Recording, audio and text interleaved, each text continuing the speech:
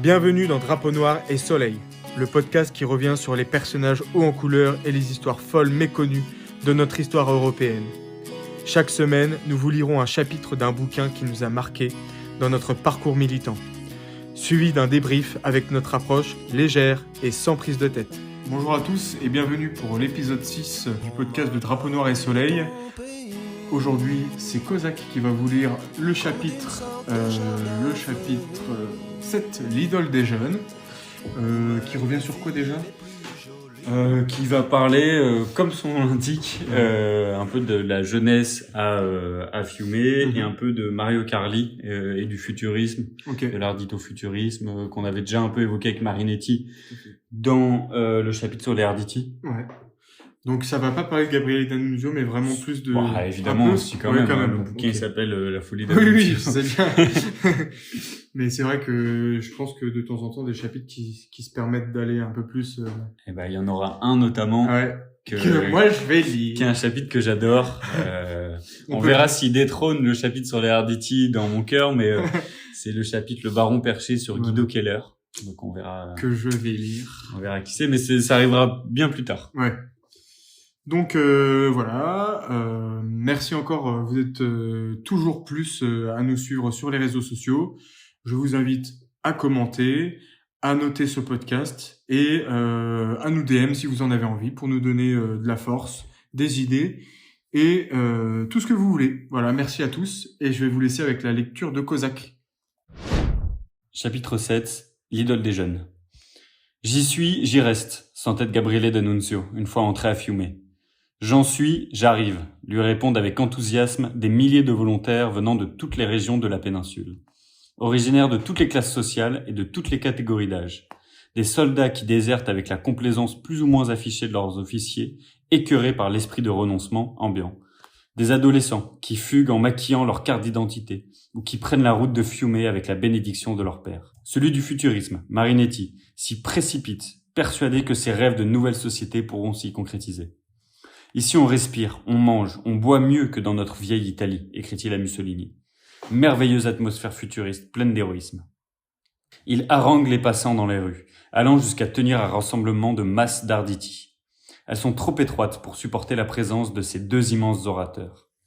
D'Annunzio lui demandera de quitter Fiume à la fin du mois. Ce n'est pas une bonne chose de trop remplir la tête des Arditi, écrira-t-il à l'un de ses légionnaires. Je parle moi-même déjà trop. Il fait des émules. Des enfants dans les cages d'escalier, singeant ses poses aux simples soldats massés devant les grilles du palais du gouverneur pour l'acclamer. Tous adoptent pour s'exprimer les canons de la prose d'annunzienne et son mode lyrique. L'intensité oratoire est contagieuse, constate Léon Kochnitsky. Les expressions les plus pompeuses, les phrases les plus exaltées apparaissent naturelles. Et lui, pourtant élevé dans l'horreur de l'emphase, se surprend à dire, à la place de 4 mois, 120 jours et 120 nuits. Poète et musicien belge aux origines russo-polonaises, mais avec l'Italie pour seule patrie, il étudie la philosophie à Bologne et se lie d'amitié avec Levaté, en mai 1919 à Rome, avant de le rejoindre avec entrain à Fiume. Le prétexte invoqué est de réaliser un entretien de Gabriele D'Annunzio pour un journal belge. Il écrit un livre, Le bal des ardents, ou Les saisons fiumènes, traduit en italien sous le titre La 5e saison. Avec Mes saisons de Giovanni Comisso, ce sont les plus vibrants livres témoignages de l'épopée et de ses personnages.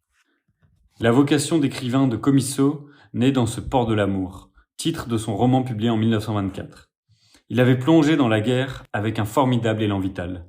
Le jeune officier télégraphiste atterrit à Fiume avec son unité rattachée au contingent interallié début 1919. La ville était magnifique, ma jeunesse au zénith. Ses plaisirs l'envoûtent et son commandante l'enchante. Il quitte sa division pour les vivre sans entrave et se mettre à son service, nouant une profonde amitié avec son fantasque secrétaire d'action, Guido Keller.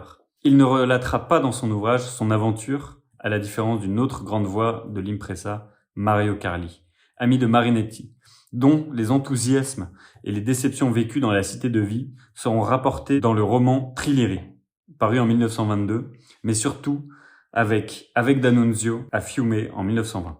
Il y débarque avec sa mâle et déterminée trempe de futuriste, son agressivité joyeuse et colorée, l'esprit d'une nouvelle humanité rebelle et imaginative. Mario Carli est convaincu que de ce phare lumineux pour l'avenir, elle pourra prendre son envol à la conquête de l'Italie et du monde. Son fer de lance est l'ardito-futurisme, dont l'archétype est Gabriele D'Annunzio. Il lui dédie le manifeste qu'il consacre en novembre 1919 à cette nouvelle figure issue du conflit. En janvier, il avait créé à Rome la première association d'Arditi et a participé à la réunion milanaise de fondation des faisceaux italiens de combat le 23 mars aux côtés de Marinetti et de Mussolini. Initialement proche de l'ultranationalisme, il s'en éloignera pour créer en 1921 les Arditi del Popolo qui tiennent tête aux squadistri fascistes. Les têtes de fer est le surnom attribué aux légionnaires par Gabriele D'Annunzio et le nom que donne Mario Carli à l'hebdomadaire qu'il fonde en février 1920 et qui leur est avant tout destiné. Les plus purs et jusqu'au boutistes de l'épopée s'y expriment avec intransigeance dans des articles sur un ton provocateur. Un peu trop, même, pour le boutefeu D'Annunzio qui priera Mario Carli de transférer à Milan sa rédaction. Les ralliements sont dans un premier temps si nombreux qu'il faut en refuser. Pourquoi ? S'interroge Léon Kochnitsky. Esprit d'aventure, curiosité, désir de servir une cause noble, ou de voir quelque chose de peu commun, ou de prouver mon admiration au héros qui a su donner vie à son rêve. Il y avait en moi un peu de tout ça. Comme en ces milliers de jeunes dont la fougue était irréfrénable. L'Italie au sortir de la guerre est en ébullition. On l'a versée dans le creuset de Fiume, poursuit-il. Si la pureté des intentions est à toute épreuve, jamais alliage n'a été aussi disparate. Fiume est la crise d'adolescence de l'Italie unifiée, il y a tout juste 50 ans. L'amour est toujours vécu avec passion à l'adolescence, surtout celui voué à la patrie. Jeune nation, elle est surtout une nation de jeunes. Un tiers de la population a moins de 14 ans lors du recensement de 1911. Quant à l'âge moyen de ceux qui suivent le poète, il est d'un peu plus de 22 ans. Ils sont les enfants du siècle, celui qui naît avec le premier conflit mondial et qui se retrouverait parfaitement dans les confessions d'un autre poète. Français celui-là, évoquant les guerres de l'Empire au cours desquelles les mères inquiètes avaient mis au monde une génération ardente, pâle et nerveuse, conçue entre deux batailles, élevée dans les collèges au roulement des tambours, des milliers d'enfants se regardaient entre eux d'un œil sombre en essayant leurs muscles chétifs. La mobilisation sous les tableaux prépare celle sous les drapeaux, à laquelle ils seront appelés tôt ou tard. Ces élèves ne vont pas en classe, ils font déjà leur classe. La correspondance avec les soldats au front et les retours en permission d'un père ou d'un frère entretiennent l'effervescence guerrière dans lesquelles ils grandissent. À l'arrière, on leur épargne le récit des boucheries, mais on les expose en première ligne dans les cérémonies patriotiques et de deuil qui se multiplient.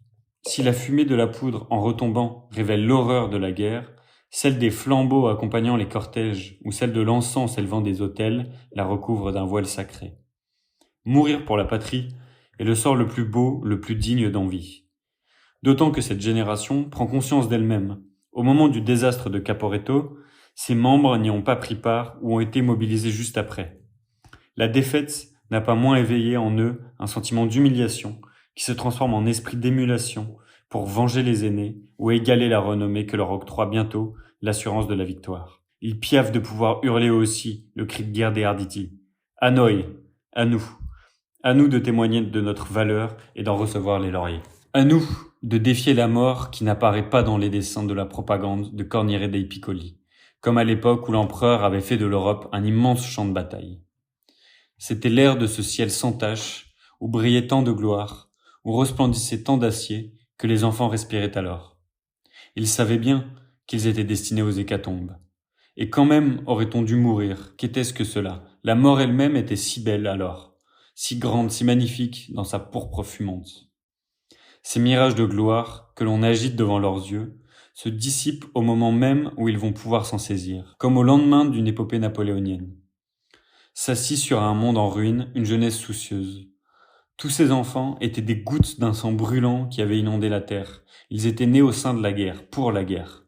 On les avait trempés dans le mépris de la vie, comme de jeunes épées. Avec la paix, elles devront rentrer dans leur fourreau, celui étroit de la société qui prime la froide et ennuyeuse raison avec ses codes rigides auxquels il faut se soumettre. Le poids du passé avec sa prudence, le monde d'hier. C'est la tension entre ces contraintes à l'oisiveté et l'ennui et ses aspirations d'aventure qui distille ce sentiment de malaise inexprimable qui fermente dans tous les cœurs jeunes. Mario Carli le proclame en haranguant les habitants de Fiume au théâtre Verdi le 27 octobre 1919. L'arditisme, qualité que la guerre a révélée à grande échelle et qui n'est pas le monopole de notre corps, mais de toute la nouvelle jeunesse italienne. L'arditisme a pour notre époque la fonction qu'eut il y a eu un siècle le romantisme. La Révolution française, tout comme la Première Guerre mondiale, ont été deux séismes. Cette brutale libération d'énergie a éventré la surface de leur certitude. Les jeunes sont les plus sensibles des sismographes, enregistrant la moindre des secousses. Prompts à revendiquer leur incompatibilité avec les exigences du monde et de la société, leur soif de liberté politique, morale ou artistique, tout en s'affichant esclaves de leur passion. Mais si le mal du XIXe siècle exalte le moi, celui du XXe glorifie le nous. Les adeptes du premier prônent le culte de l'individualité et s'abandonnent au désenchantement. Les seconds sont menacés par le désœuvrement. Qu'avons-nous appris de la vie ? Questionne Ernest Junger. Que nous ne savons qu'en faire, que dans le fond de notre âme nous sommes mécontents. C'est l'un des motifs pour lesquels la guerre nous fascine, cette nouvelle aspiration héroïque. Le fascisme et surtout le communisme proposent avec leurs espérances collectives une réponse à ce mal-être. Si la génération romantique se percevait comme sacrifiée, celle de l'arditisme est prête à se sacrifier. L'une sublimait le passé, parfois lointain, en se languissant dans la contemplation de la nature, l'autre veut faire table rase et magnifie son avenir, souvent proche, en se galvanisant dans l'admiration de tous les signes de la modernité. Les romantiques se défient du monde, les arditi le défient, préférant les manifestes aux poèmes comme celui qui fonde le futurisme. Les plus âgés d'entre nous n'ont pas encore 30 ans, et pourtant nous avons déjà gaspillé des trésors de force, d'amour, de courage et d'âpre volonté à la hâte, en délire, sans compter, à tour de bras, à perdre haleine. Regardez-nous, nous ne sommes pas essoufflés. Notre cœur n'a pas la moindre fatigue, car il s'est nourri de feu, de haine et de vitesse. Cela vous étonne ? C'est que vous ne vous souvenez même pas d'avoir vécu. Debout sur la cime du monde, nous lançons encore une fois un défi aux étoiles. Mario Carli, lui, se penche à la fenêtre du wagon du train qui l'amène à Fiume. Et c'est palpitant qu'il s'accroche sur le fil de l'horizon, ses rêves de nouvelles aventures héroïques, empreintes de passion et de poésie. Il fait partie de cette étrange foule qu'observe Marcel Boulanger, celle venant des 4 coins de l'Italie à l'appel de D'Annunzio. Des jeunes gens, encore des jeunes gens, de toutes jeunes parfois, des éphèbes, à peine si, de ci, de là, on voit l'un des pèlerins dont le poil grisonne. Les yeux de tous brillent, sourient, étincellent, vivent double. Ni l'indifférence ne s'y lie, ni l'ennui, ni cette espèce de morgue imbécile qu'on voit ailleurs, chez les snobs du monde entier. Un mélange de candeur pour ces adolescents, à peine sortis de l'enfance, et de férocité pour ceux qui viennent d'entrer en âge d'homme. Ils toisent l'objectif d'un air bravache, de ceux qui ont connu les derniers combats, de ceux qui s'apprêtent à en livrer d'autres. Il faut d'ailleurs que le poète, soucieux des difficultés d'intendance que pose l'arrivée d'une telle horde dans une ville aux conditions matérielles déjà précaires, demande que cesse leur afflux. À l'automne, 9000 gaillards, dont beaucoup ont falsifié leur âge, sont déjà entrés et ils ont le diable au corps. Le roman de Raymond Radiguet donnera à peine 2 ans plus tard un caractère érotique à cette expression que beaucoup anticipent déjà. Mais la plupart, comme son auteur, invitent ceux qui ne l'ont pas encore connu à se représenter la guerre pourtant de très jeunes garçons. 4 ans de grandes vacances. Ils vivent, eux aussi, les 2 facettes du syndrome de Fiume. Celle du « à nous » pour encore pouvoir barouder, mais aussi celle du « encore 5 minutes » pour batifoler en vidant leurs poches de leur reste d'insouciance. Plus que de terribles guerriers défendant un camp retranché, les nombreuses photographies qui les immortalisent présentent souvent ces fiers garnements qui s'égayent dans une station balnéaire. Le destin m'a fait prince de la jeunesse à la fin de ma vie, s'émerveille Gabriele. Plus qu'un chef militaire, celui qu'on appelle Duce joue parfois les chefs scouts. On le voit ainsi féliciter les vainqueurs de courses athlétiques, assister aux compétitions sportives en tout genre, bivouaquer en plein air en goûtant la pitance de ses légionnaires. Une comédie de la tournée des popotes à laquelle, en fin propagandiste, il se prête devant les objectifs. Mais on le sent bien plus à l'aise à la tête d'une table de quelques convives féminines, et palpitantes de préférence, que perdu au milieu d'une cohue masculine et vibronnante. Il est pourtant heureux parmi cette fleur de la jeunesse avec laquelle il se fait photographier sur l'herbe, képi ou ceinture fleurie. Certains clichés saisissant ces positions nonchalantes que d'aucuns estimeront lascives et de regards que tous jugeront complices. Lorsque Léon Koscinski le rencontre pour la première fois à Fiume, Il ne peut s'empêcher de noter la rapidité de son pas, la minceur de sa démarche, la vivacité de son regard. Il a le même âge que ses soldats. Il a 20 ans comme eux. Comme eux, il surjoue l'audace et la forfanterie, ne dédaignant pas crâner devant les photographes, ce que fait sa garde rapprochée, constituée par Guido Keller et baptisée la Compagnie d'Annunzio. Elle est plus connue sous le nom de Disperata, adjectif dont on affuble également en italien les enfants agités. C'est à Commisso que l'on doit le récit du recrutement de cette compagnie de jeunes hommes dont on ignorait tout jusqu'à l'âge. Faute de disposer pour eux de documents d'identité, ils s'étaient regroupés dans les chantiers navals désertés de la ville, d'où certains se jetaient nus depuis les proues des navires immobilisés, tandis que d'autres essayaient de manœuvrer les locomotives à l'arrêt ou chantaient en escaladant les grues. Guido Keller, passant par hasard par là, trouvant ces gamins oisifs, ivres et heureux, décide de les rassembler et de les passer en revue. On a plus l'impression de la composition d'une équipe de football pour une partie improvisée que de la création d'une milice. Ils étaient tous très beaux, très fiers, et il les jugea les meilleurs des soldats de Fiume. Des nouveaux soldats aux ordres du secrétaire d'action du poète, jouissant du privilège de ne pas demeurer enfermés dans une caserne. Leur uniforme est des plus sportifs, comme le décrit Marcel Boulanger. La chéchia noire, contenant à peine de furieuses chevelures relevées sur le front, quand elles y consentent. Et, 3 fois sur 5, pas de chéchia du tout. La courte tunique gris-vert, fort largement ouverte sur les pectoraux musclés, les rubans et croix de guerre, le ceinturon et le fusil, puis un caleçon court, de coureur à pied. Les jambes nues, depuis le haut des cuisses jusqu'aux chaussettes, lesquelles retombent avec négligence sur des godillots militaires. Leur manœuvre à l'air libre consiste en des courses de natation, d'aviron et en des excursions champêtres où ils se rendent depuis leur cantonnement sur le quai même du port.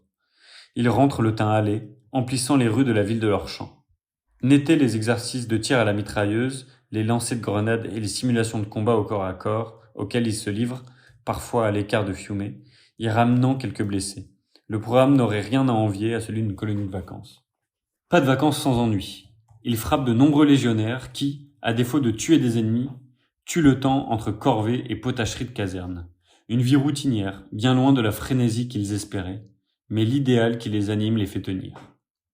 Dès le 24 septembre 1919, l'un d'entre eux écrit ainsi à sa famille, alors qu'à peine arrivé, il doit s'évertuer à trouver seul de quoi manger et où dormir. On se porte tout ceci avec joie, pour Fiume. On est seulement un peu abattu par une sensation, celle d'une désespérante inutilité. Mais Fiume sera à nous, c'est un fait, et il suffit d'y penser pour ne plus sentir la fatigue, et tuer le découragement. Pensez à Fiume, où recevoir son commandante, l'idole des jeunes, ses visites ne sont pas celles d'un général, recevant l'hommage des troupes, mais celles d'un divo adulé. On se presse pour l'accueillir, et on le presse pour se faire photographier en sa compagnie. On met parfois quelques instants à retrouver la frêle silhouette sur le cliché. L'air est souvent absent et vaguement ennuyé. C'est celui du divo, justement, qui ne s'appartient plus, mais est livré à la curiosité et à l'enthousiasme de son public, et dont il attend d'être libéré. Celui de l'homme mûr, entouré de gamins débraillés et braillards. À feuilleter l'album photo de l'épopée de Fiume, on perçoit le caractère d'extranéité d'un D'Annunzio plus poète que soldat, malgré son uniforme parfaitement coupé qui souligne aussi bien sa taille d'adolescent que l'hiératisme de sa pose. Comme lorsque, au cours d'un déjeuner avec ses légionnaires, gantés de blanc, il saisit la gamelle de l'un d'eux, d'un air emprunté, comme il garderait le sac d'une femme du monde qu'il lui aurait confié au cours d'une soirée à l'opéra, comme lors de séances de dédicaces à une nuée de lecteurs dont la plupart n'ont rien lu de ses œuvres et qui préfèrent bourdonner autour du photographe pour lui offrir les plus beaux airs graves ou facétieux. Gérer les sentiments impétueux d'une admiratrice est plus aisé que canaliser ceux de ses adulateurs. Sans l'amour que nous avons tous pour lui avoue en riant un jeune officier, à Marcel Boulanger, il y aurait du sang sur le pavé de cette salle. Songez, depuis 1 an, que nous vivons dans une petite ville entre jeunes gens susceptibles et vifs. Une corpulence qui revigore Gabriele D'Annunzio, agité lui aussi par le syndrome de Fiume. Plus que ces mômes, c'est lui qui réclame, encore 5 minutes, au bourreau. Je tremblais de voir mes forces me trahir au moment de prendre si longtemps l'épée, confie-t-il. Or mon corps m'a permis de faire ce que je voulais de mon énergie. Et d'ailleurs, la volonté est magique, elle peut tout, exactement tout. Ce fut pour moi un second étincellement de jeunesse. Il aurait été un feu de Bengale, alors que celle de ses légionnaires était celui d'une forge. Il y a trempé la lame de son ultime combat, Mais au lieu de s'en servir, il s'est campé dans la position de l'escrimeur prenant sa garde. Le commentaire de Marinetti, de sa pièce La Ville morte, va comme un gant à la cité de vie et à sa jeunesse. Cela ramène à l'immobilité extatique, et nous avons ainsi, dans La Ville morte, des êtres gonflés de vie intérieure, des ressorts tendus, des poitrines haletantes et inassouvies, des arcs bandés continuellement sur l'impossible, des âmes vibrantes et immobiles. Merci Kozak pour la lecture de ce chapitre. De rien. Chapitre fort intéressant sur Fiume. Sur la jeunesse, sur l'exaltation de la jeunesse. J'aime bien les petits passages, les courts passages où il décrit un peu les jeunes à Fiume, qui sautent des bateaux, qui grimpent aux grues, qui essayent de piquer les locomotives. J'aime bien comme c'est décrit, c'est un peu cette sorte de jeunesse qu'on aurait tous voulu avoir, quoi. Ouais, c'est un peu limite Insouciance, mignon, tu vois. Ouais, je vois. Donc ça parle beaucoup de l'engouement qu'il y a eu pour Fiume, des jeunes. 9000. 9000 personnes, hein, c'est ça? Ouais, en un 9000 Arditi, la première année. Seulement la première année. Freiné, ça n'a pas duré très longtemps, mais bon, quand même.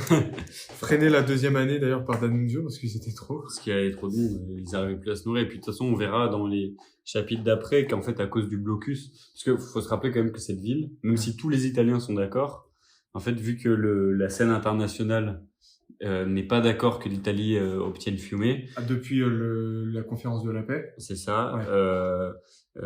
Eh bien, Fiume subit un blocus de l'Italie et des Alliés. Voilà. Et donc, c'est un peu en état de siège, quoi. Donc, Ouais. c'est l'insouciance, mais c'est l'insouciance dans les murs. Ouais, ils mangent des rats pour se nourrir, quoi. C'est quand même pas À la très fin, bon. ouais, ça finirait comme ça. C'est un peu l'enfer. C'est un chapitre qui va dans tous les sens, hein. Ouais, je vois que t'as pris pas mal de notes. Bah, ouais. Vraiment, c'est pas très précis comme chapitre, mais c'est pas grave. Hein. Ouais. Dans tous les cas, on va faire avec. J'ai vu que le futurisme et Fiume, voilà, c'était pour vraiment quelque chose. C'était pour la jeunesse. Non pas pour les jeunes, mais pour la jeunesse. Ouais, c'est important. Moi, je fais bien la distinction jeune-jeunesse. T'as raison, tu m'avais expliqué en off, et effectivement, c'est très pertinent. Ce côté où même les vieux, enfin entre guillemets les moins Les jeunes, plus âgés, les plus âgés, redécouvrent une nouvelle jeunesse avec Fiume. Ils sont jeunes, tu vois. Enfin là, c'est comme il est décrit D'Annunzio, il est jeune à ce moment-là. Ouais. Il a le même âge que Serdici. Et inversement, toi comme moi, on a déjà vu plein de jeunes, surtout aujourd'hui, les zoomers, qui sont complètement déprimés, très très seuls, etc. Ouais. Et ils sont pas jeunes, ils sont déjà vieux en fait. Ils sont déjà dans un état mental. Ils niquent leur jeunesse et en plus de ça, voilà, ils vieillissent prématurément. Ils sont déjà vieux à l'intérieur, ils sont déjà presque morts, j'ai envie de dire. J'ai même envie de te dire, ça se voit physiquement en plus, tu vois. Souvent, ça se voit, ouais. Ça se voit physiquement. Donc, comme on dit là, quand ils décrivent, tu sais, les regards des jeunes qui arrivent, là ils disent que dans pas un seul des regards on voit la paresse, dans aucun regard on voit cette espèce de, comment on appelle ça, le fait d'être blasé, de nihilisme, ouais, c'est ça. Quand tu lis le chapitre et vraiment c'est 3-4 phrases où il décrit les regards qui arrivent, le nihilisme est totalement absent de ces regards. Ouais, il y a une vitalité, une profondeur, voilà, chez ces jeunes qui est gigantesque en fait. Chez cette belle jeunesse. D'ailleurs, c'est marrant, ça se traduit un peu dans les rues et un peu dans les rassemblements dans Fiume, avec des gens qui viennent et qui commencent à parler un peu comme Cyrano de Bergerac. Comme D'Annunzio, ouais. D'Annunzio. C'est un vrai influenceur, hein, D'Annunzio. Ouais, des temps anciens, clairement. On doit avoir limite des concours, tu sais, d'éloquence. Ouais. Un peu à chaque fois qu'un mec veut acheter une baguette chez le boulanger. Comme les noirs à la fac. Ils parlent tous comme ça. J'avoue. Quel enfer. Mais madame, s'il vous plaît. Madame, puis-je m'exprimer ainsi? Je vous ai écouté. Maintenant, laissez-moi faire ma plaidoirie, s'il vous plaît. L'enfer. On l'avait déjà aussi décrit dans un précédent chapitre. Tu sais, le contingent interarmé et inter-européen. Ouais. Je crois que c'est Mario Carli qui le dirigeait. Ou alors il parlait d'une autre personne. C'était qui? C'était le Polonais qui était pas à la tête, mais dans ce contingent. et qui je crois que c'est le Polonais. Ouais. et qui finit par partir, rejoindre Fiume. Mais normal. Bah voilà. Donc finalement, ça revient un peu au chapitre précédent, à la marche de Ronchy, pardon, Ouais. où même l'armée régulière en est au point de se dire, Nique sa mère. allez, Fiume, c'est trop bien. Fiume morte. Fiume morte, on part là, on s'en fout de trahir. Ah, vous allez me tuer pour trahison? Parce qu'en fait, c'est pas de la trahison vu qu'ils sont fidèles à leurs idées, tu vois. C'est ça. Ils sont fidèles à l'Italie. En fait, au bout du truc, il y a quand même une grosse fidélité à la patrie. D'ailleurs, c'est pour ça que les Arditi qui sont revenus de Fiume après l'arrêt de Fiume n'ont pas été ni exécutés, ni emprisonnés. Ils ont été graciés quelque part. Ah, aussi parce que les faisceaux de combat ont fait le taf. Ouais, bien sûr. Ils les ont repris, hein, c'est ça? Les faisceaux de combat? Ouais. En fait, les deux coexistent pendant un certain moment et en fait, il y a aussi plusieurs associations d'Arditi. On voit que Mario Carli, il fonde les Arditi del Popolo. Voilà. Avec plus une partie sociale. D'ailleurs, au début des Arditi del Popolo, il s'écharpe un peu avec les vrais Arditi, enfin avec les fascistes tels qu'on les imagine, donc avec les faisceaux de combat. Pourquoi? Parce que à ce moment-là, les faisceaux de combat de Mussolini, ils agissent un petit peu en casseurs de grève et en gendarmes. Donc ils vont tabasser des cocos. Ils sont très violents. Mais surtout, ils agissent un peu pour le compte des industriels. Tu vois, à casser les grèves, à attaquer les communistes, etc. C'est con parce qu'il y a plus de social. C'est ça. Alors que le Arditi del Popolo, eux, ils s'opposent à ce tournant-là des faisceaux de combat de Mussolini en disant, alors je me rappelle plus de la citation, mais en gros, il dit les Arditi ne sont pas des gendarmes. On n'est pas là pour faire la loi. Nous, on est là pour faire la loi, mais on n'est pas là pour la faire appliquer. On n'est pas des putains de gendarmes à aller contrôler, savoir qui est syndicaliste, qui fait la grève et tout. On s'en branle. C'est tout sauf le fascisme. Et c'est très bien, je trouve, qu'il y a eu cette frange-là, parce qu'après ils se sont réconciliés avec Mussolini. Mais c'est un vrai move en vrai, parce que franchement, évidemment, être juste des réactionnaires. Et en gros, des casseurs de grève, etc. C'était quand même pas jusque-là. Il y avait tout le futurisme derrière qui poussait un peu à l'innovation. Mais c'est vrai qu'au début... Avoir quand même ce côté social pour prendre le pied au socialisme, c'est le fascisme quand même. etc. Le fascisme, à l'origine, c'est quand même un mouvement social. Pour le peuple, c'est un mouvement social. Voilà. Et ça sent... avec Arditi del Popolo et le vrai fascisme, il y avait une divergence, etc., qui était pas bonne, en fait. Bah, est-ce que c'est une vraie divergence ou est-ce que dans la série Aime le fils du siècle, de toute façon, on va vous parler à tous les épisodes de cette putain de série. D'ailleurs, faut qu'on mette le lien en bio du streaming. Tu sais, je vais la mettre en link, là. La version piratée, parce qu'il faut pas donner 1 euro à ces putains d'antifa. Voilà, on le répète. On le répète encore une fois, mais bref. Dans cette série, il montre un petit peu un Mussolini qui navigue à vue. Au début, avec ses faisceaux de combat, avec ses Arditi, c'est pas trop quoi en faire, c'est pas trop où aller. Après, il trouve une espèce d'exutoire dans la politique politicienne, donc il se fait élire. Et après, on rentre dans la dictature, etc. Donc là, il a trouvé une voie pour les Arditi, mais au début, il tâtonne un peu, il sait pas trop quel rôle leur donner, il sait pas trop mais ils sont là quand même.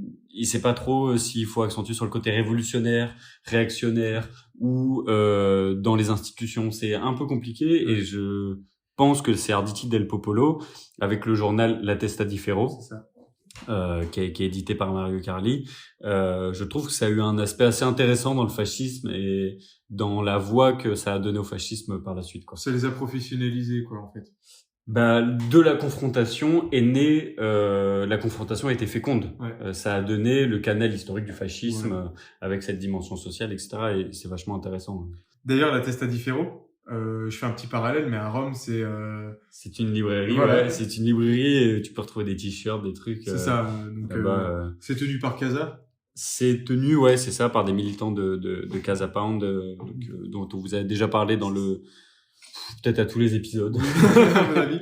J'ai acheté un beau drapeau de Fiume d'abord. Ouais. Donc, peut-être on sortira un de ces 4 sur une photo.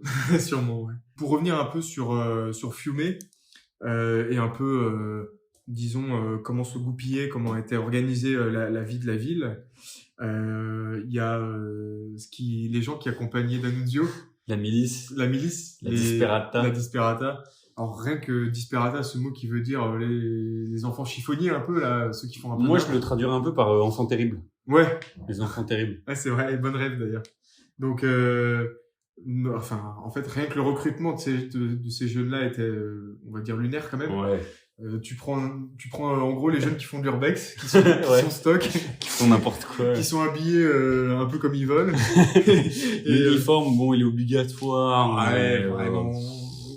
Tu leur mets des tatouages sur leur uniforme, tu vois, Ouais, limite. Et tu les passes en revue un peu à l'arrache et tu fais c'est une troupe scout un peu mal gérée, quoi. ouais, c'est ça. De toute façon, tu verras dans le chapitre, parce que leur chef, c'est Guido Keller. Ouais. Tu verras dans le chapitre sur Guido Keller pourquoi, Pourquoi ils sont aussi pourquoi l'unité qu'il dirigeait était aussi peu organisée. C'est moi Mais- qui le lis d'ailleurs. En tout cas, il y avait un gros sens esthétique. Ah ouais, quand même. Autour de ça. Bah, attends, je veux dire, dans l'esthétisme de la jeunesse, Ouais, ouais. cette exaltation-là, tu vois, de quand ils parlent des chemises qui sont ouvertes sur les pecs, Ouais. quand ils partent qu'ils sont beaux, qu'ils ont le teint hâlé quand ils reviennent de leurs activités. Je sais pas si le tatouage était très répandu à l'époque, pas du tout. Mais en fait, Si, j'imagine, mais c'était un truc de tolard, un peu. ouais, un peu un truc de tolard, ouais. Mais parce que je trouve que là, aujourd'hui, l'esthétique des Italiens, très tatouée, le teint hâlé, etc., voilà, c'est un peu la continuité de cette esthétique de gens stylés. En tout cas, ils n'ont pas trahi. Tu sais, je crois qu'on la connaît tous, cette photo avec le papy, avec écrit tout au passage sur Ouais, ses ouais, gros ouais. pecs de gros bustes de vieux, là. Plein Ça de me fait vieux beaucoup d'olive. penser à ça, tu vois. Ouais. Parce que lui, il est jeune, mais éternellement, ce C'est vieux-là, ça. tu vois. Donc, Fiume et ces jeunes-là, voilà, quoi. Limite, Ouais, ça c'est pourrait vrai, être un mais- descendant de Fiume. Ce côté-là de la jeunesse, je trouve qu'elle est très bien décrite dans le Dans le chapitre. chapitre. Ouais, de fou. Et ça me fait penser, et ça a réveillé chez moi un peu ce que j'avais ressenti quand j'ai lu ces descriptions-là, ce que j'ai ressenti en lisant Sa Majesté des Mouches. Ah ouais. Tu vois, les histoires d'enfants qui sont Et Oliver Twist et tout, c'est ça? Oliver Twist, les enfants de Timpleback, C'est vrai. tous ces romans-là qui parlent de jeunes qui sont un peu laissés D'enfants à sans parents. eux-mêmes, d'enfants sans parents. Alors Voilà. des fois c'est terrible, Oui. mais c'est une terrible beauté. J'adore. Bon, ouais, bah c'est peut-être sur ce mot qu'on va se laisser, Alfie, Pas de sur problème. cette terrible beauté, cette belle jeunesse, Voilà. cette terrible jeunesse, cette belle beauté. Ben voilà, merci pour ce beau chapitre. On espère que ça vous aura plu. Et on se retrouve voilà, pour la semaine prochaine, pour le prochain chapitre, On se retrouve Que la je semaine lirai. prochaine pour le chapitre. qui sera normalement... Alors, attends. Est-ce que c'est le chapitre sur Guido Keller? Non, pas Non, encore. pas Ça, encore. faut prendre Ah ton oui, mal en c'est patience. bien plus tard, ouais. C'est le chapitre. Tac, tac, tac. Parce qu'on saute un chapitre qui sert à rien, là, c'est pour ça. Ouais. Qui est très long. C'est le chapitre qui s'appelle La grande lueur à l'Est et qui Ok. va parler un petit peu de la tentation du socialisme parce que on est en 1919 Ouais. et c'est à ce moment-là il se passe pas mal de choses à l'Est. Ouais. Ah oui, ok. En Avec le Russie, bolchevisme etc. et Donc tout. c'est vachement intéressant parce que quand même dans le pitch de ce bouquin, on parle du fait que à Fiume en 2 ans, Hmm. il va se passer tout ce qui s'est passé Tous les précurseurs... au XXe siècle. Voilà. Toutes les idéologies du XXe siècle sont un peu nées à Fiume ou en tout cas C'est un sont grand restées creuset, quelque temps. Voilà. C'est un grand creuset des idées et des idéologies européennes qui ont façonné le 20e, en fait. C'est ça. Donc là, c'est un chapitre qui va traiter un peu du bolchevisme, mais bon, pas que. D'ailleurs, je pense que c'est bien, évidemment, de parler pas que de fumer, pas que d'Annunzio, parce que le propos, quand même, est beaucoup plus général. Ouais, bien sûr. Voilà. Merci encore, et à la semaine prochaine. À la semaine prochaine.